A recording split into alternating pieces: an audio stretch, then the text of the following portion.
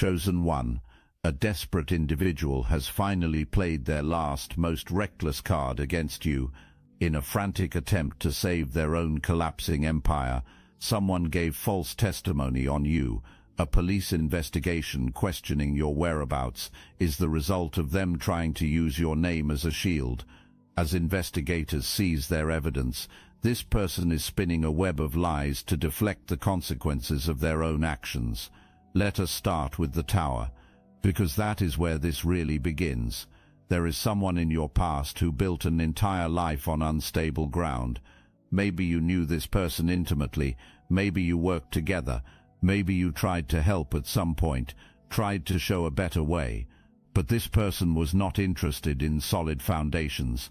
This person wanted shortcuts, quick wins, easy money, the appearance of success without the actual work required to build something real. And for a while it worked. The house stood. People admired it from the outside. This person played the part convincingly, but you saw the cracks. You saw how the walls shifted when pressure came. You saw how this person deflected when questions arose. You saw the pattern of using people, discarding them, moving to the next opportunity without ever looking back at the damage left behind. That is why you walked away. That is why you created distance. Because something in you, some deeper knowing, recognized that staying connected to that energy would eventually pull you under. And now, right on schedule, the tower is falling, fast. Investigators are involved. Authorities are asking questions. Resources are being seized.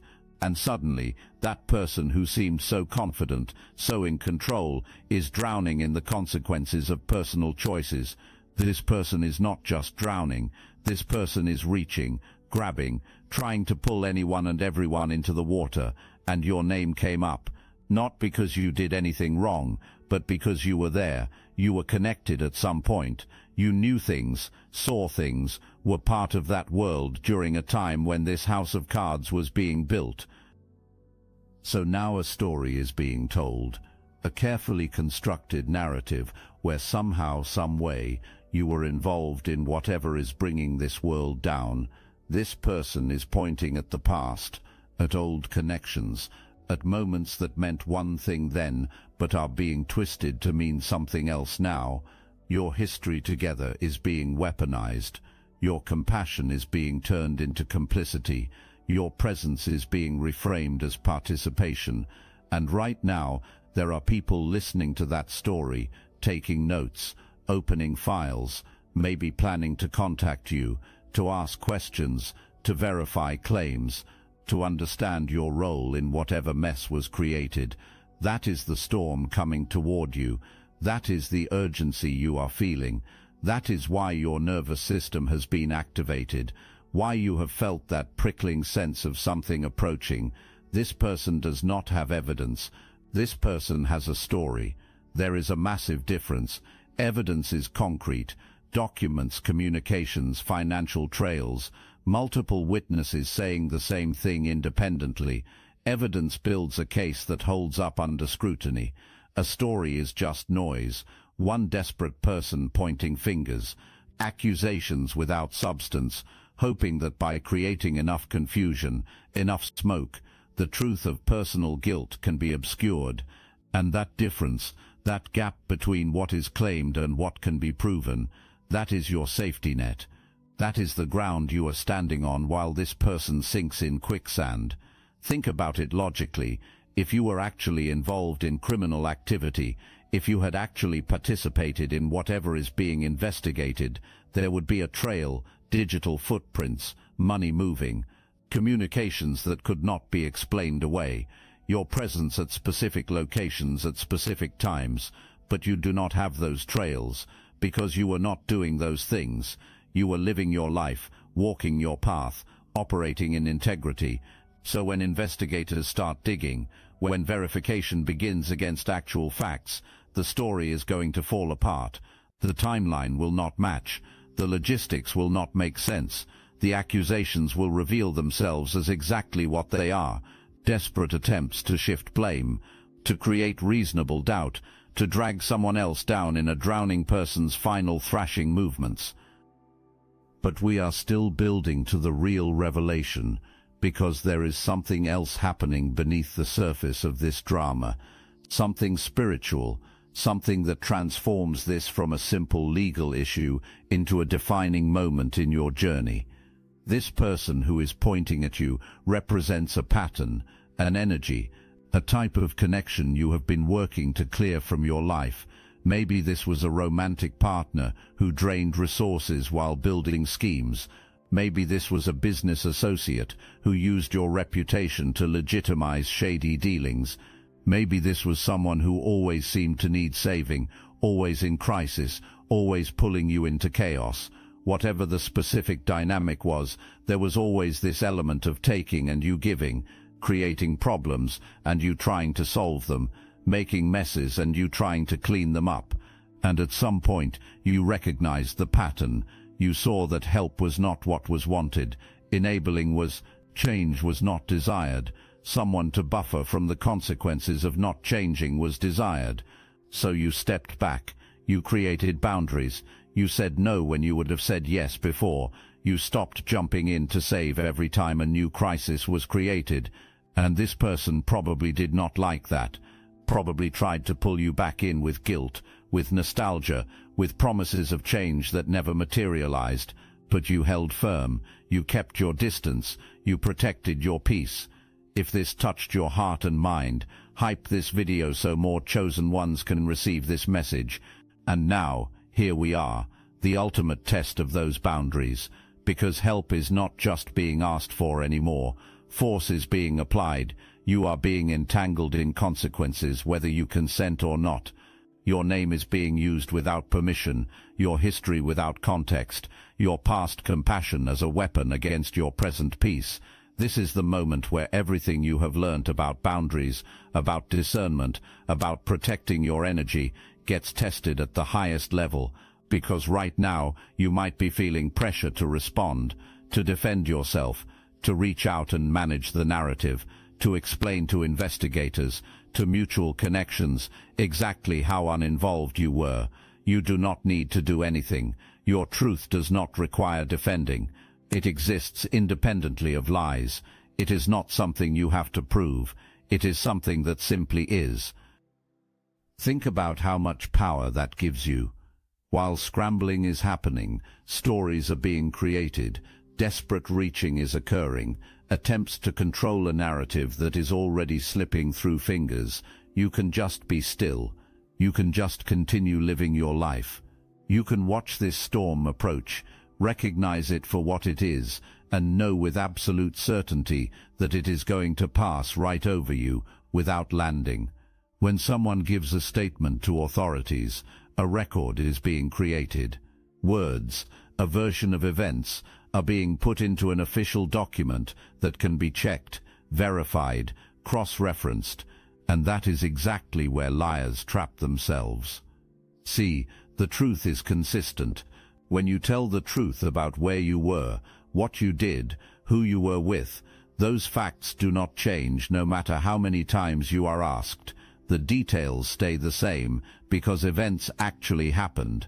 But when someone fabricates a story, when fingers are pointed without foundation, memory of what was said becomes necessary.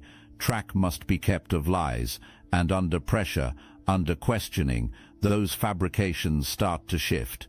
This person who is pointing at you right now is probably telling investigators about places you supposedly were, times you supposedly met, conversations you supposedly had, activities you supposedly participated in.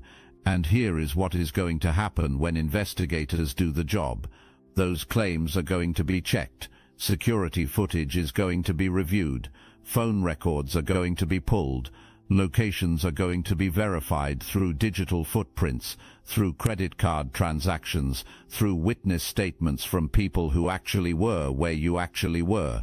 And none of it is going to match the story, because you were not doing what is being claimed you were doing. You were not where you are being said you were.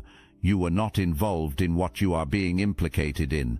The evidence, the real evidence, is going to show a completely different picture. It is going to show you living your normal life, following your regular patterns, being exactly who you have always been. That is the power of truth. It does not just exist in words. It exists in data, in records, in the physical reality of how you actually spent your time. And all of that real, verifiable, concrete information is going to contradict every false claim being made. Every single one. Now let me tell you something about how investigators think. Investigators are trained to spot inconsistencies. Investigators are trained to recognize when someone is deflecting blame. The difference between someone who is cooperating because truth is desired and someone who is pointing fingers because desperation has taken over becomes clear to trained eyes. And the more this person talks, the more obvious the desperation becomes. Think about what happens when follow-up questions are asked. When investigators say, "You mentioned this person was with you. What were you wearing? What time exactly did you meet? What did you talk about? Who else saw you together?" The details matter. And when someone is lying, that person cannot provide consistent, specific details. Stumbling happens. Self-contradiction occurs. "I do not remember" gets said too many times. Defensiveness emerges when investigators press for clarity. But when investigators talk to you, if that conversation happens, you are going to be able to answer clearly. Not because you prepared a story, but because you are simply recounting what actually happened in your life. You will be able to say, "I was not there. I was actually at this other place. Here is who I was with. Here is what we were doing." And all of that will check out, because it is real. Now let me put you onto something real. Destiny Engine. I built this because I was done watching chosen ones get dragged through betrayal, isolation, and attacks, while their enemies strutted around unchecked. I want to help you accelerate the speed of your divine justice and step fully into your purpose. And the beauty of it, you don't even have to lift a finger. Destiny Engine takes their downfall and flips it into your rise. This isn't another meditation app.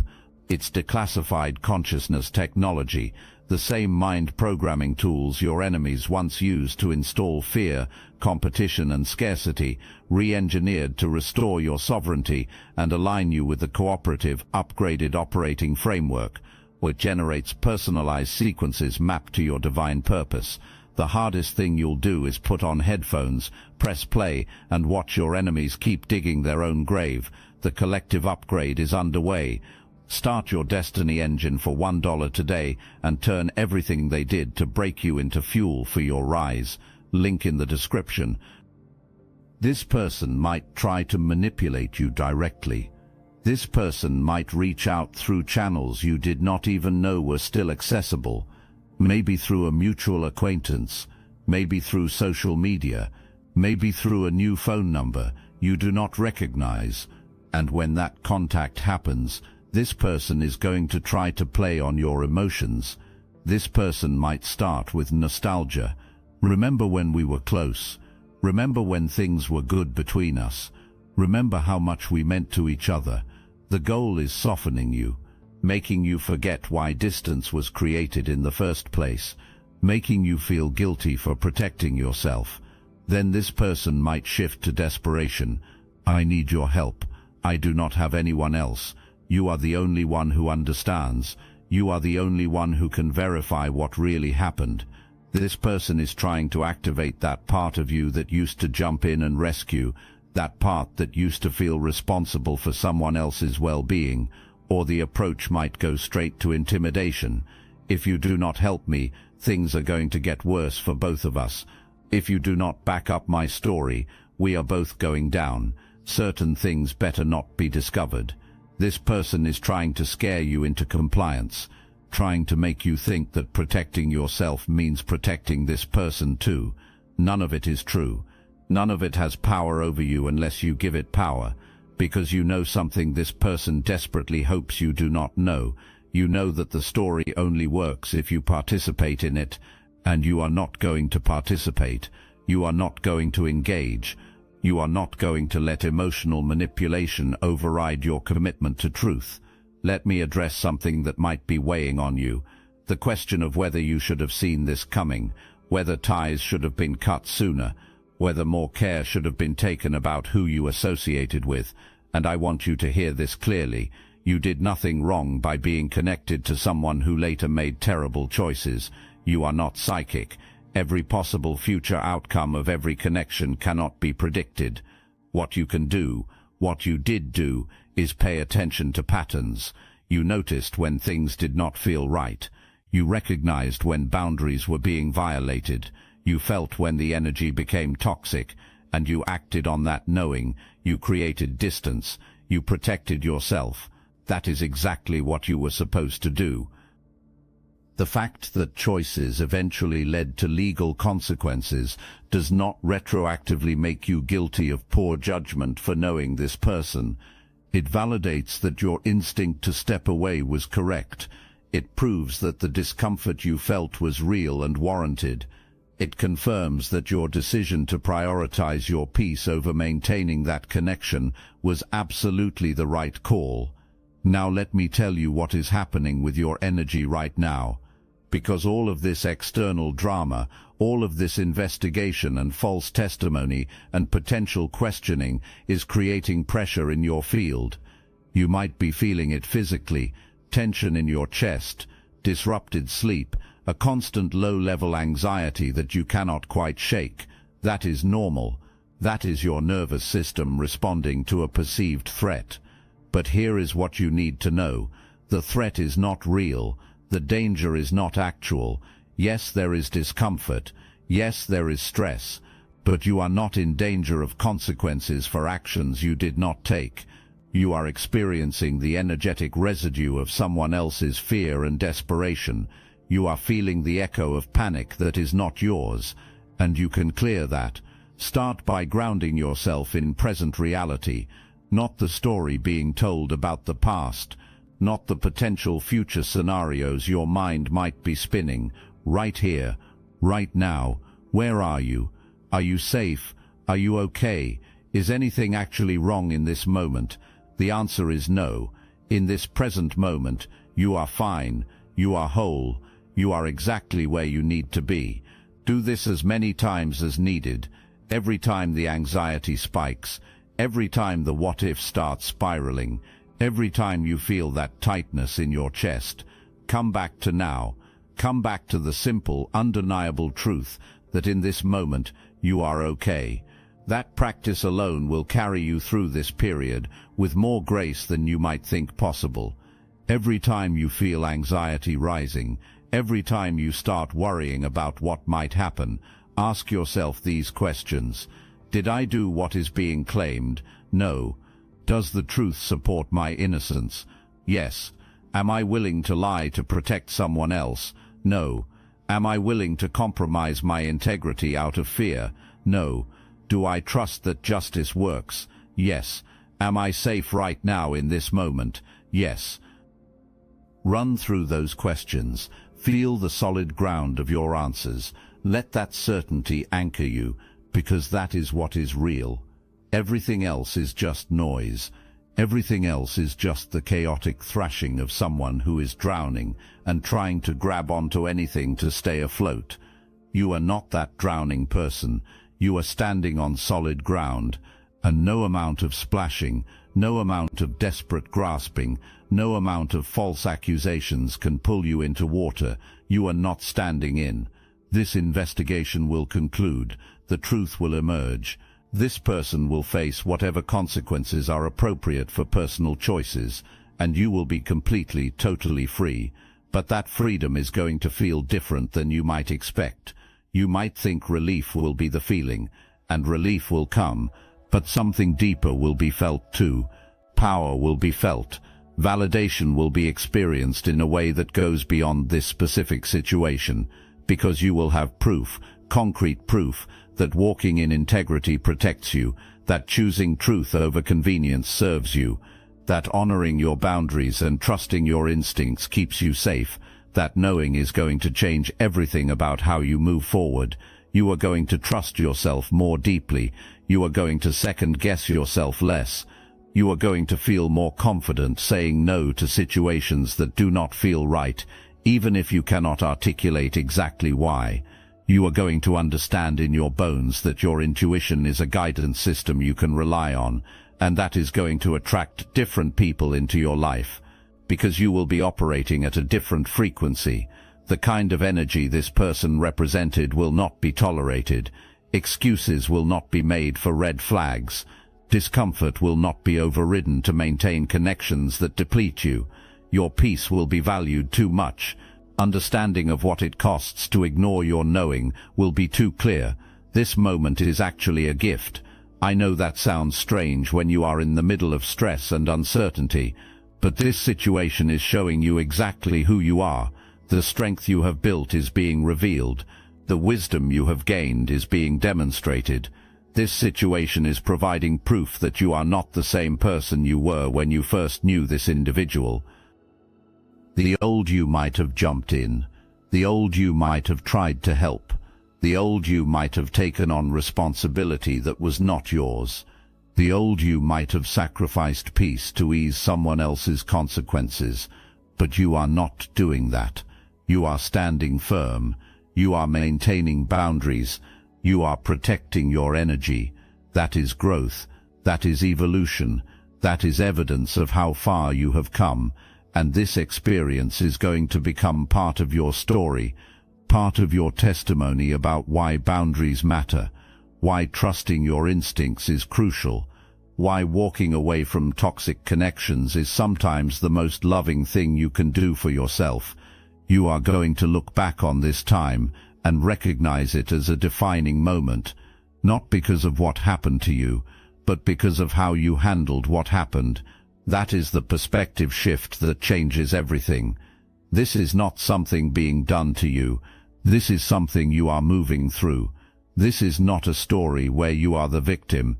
This is a story where you are the one who stood strong when tested, where you chose integrity over fear, where you trusted truth to defend itself instead of scrambling to defend yourself. When someone makes accusations to law enforcement, those accusations trigger a process. Investigators have protocols, standards of evidence, burden of proof requirements that must be met before anyone can be charged with anything. What this person is doing right now is providing testimony, but testimony alone, especially from someone who is already under investigation, carries very little weight without corroboration. Investigators know this. Prosecutors know this. The legal system is built to prevent exactly this kind of scenario where desperate people point fingers to deflect from their own guilt. So what actually happens? Investigators will assess the credibility of the source. Who is making these claims? What is their motivation? What is their current legal situation? Are these claims being made during their own investigation? That context matters enormously. When someone who is facing serious consequences suddenly starts naming other people, investigators immediately recognize the pattern. This is called deflection, and it happens all the time. Next, investigators will look for any evidence that supports or contradicts the claims. This is where your innocence becomes undeniable. Because there is no evidence, there are no financial transactions linking you to illegal activity. There are no communications discussing criminal plans. There are no witnesses who can place you at locations where illegal activities occurred. There is nothing, because you were not involved. What there is instead is evidence of your normal life, your regular patterns, your legitimate activities, your actual whereabouts during times when this person claims you were somewhere else. And that contradiction between what is claimed and what the evidence shows is what will close this door permanently. In the legal system, accusations must be proven. You do not have to prove your innocence. The state has to prove guilt.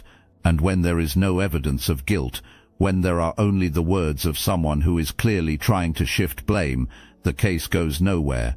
The investigation into you ends before it really begins. This is why you can breathe. This is why you can trust the process. This is why you do not need to panic or scramble or reach out to anyone.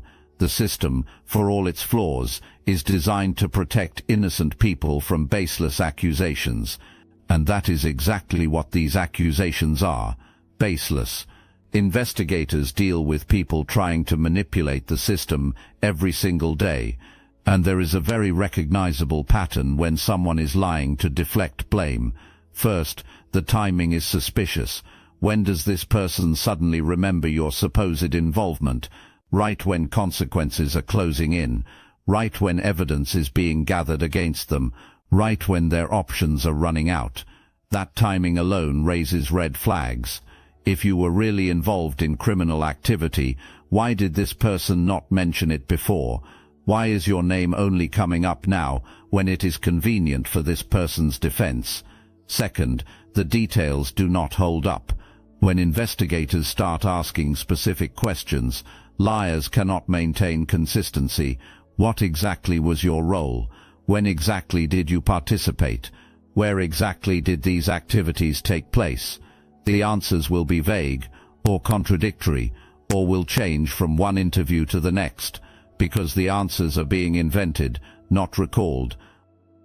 Third, the evidence does not match. This is the most important part. Investigators will compare what this person claims against actual evidence, and actual evidence does not lie. Phone records show who was talking to whom. Financial records show who was involved in transactions. Security footage shows who was present at locations. Digital footprints show who was accessing what, and none of that is going to show your involvement, because you were not involved. When investigators see this pattern where accusations do not match evidence, where timing is suspicious, where details are inconsistent, the conclusion is obvious. The person making the accusations is lying, and that lying actually makes their own situation worse, because now investigators know this person is willing to fabricate stories. This person is willing to throw innocent people under the bus. This person lacks credibility entirely. Your silence right now is strategic. Your refusal to engage is powerful. Your decision not to reach out to this person or try to manage the narrative is exactly the right move, because anything you say or do right now could potentially be twisted or misinterpreted. If you reach out to this person, that contact could be presented as evidence of connection. If you try to explain yourself before anyone even asks, that could be interpreted as consciousness of guilt. If you start defending yourself to mutual friends, that information could get back to investigators in distorted form. Your best strategy is to be still, to be quiet, to let the investigation unfold naturally. This does not mean you are passive. This does not mean you are powerless. This means you are smart. You understand that the truth does not need your help right now. The truth is working on its own, through evidence, through timelines, through the natural process of investigation. Your job is simply to not interfere with that process. If and when investigators contact you, then you speak. Then you answer questions honestly and clearly. Then you provide information if requested. But you do not volunteer information. You do not speculate about what this person might have meant. You do not try to explain why this person might be lying about you. You simply state facts about your own life and leave it at that. This is what it means to operate from a position of strength. You are not scrambling. You are not desperate. You are not trying to control outcomes. You are simply being truthful and allowing that truth to speak for itself. That is the most powerful position you can possibly occupy right now. Word gets around, people start talking, speculation starts happening, and you might be feeling the weight of that social pressure.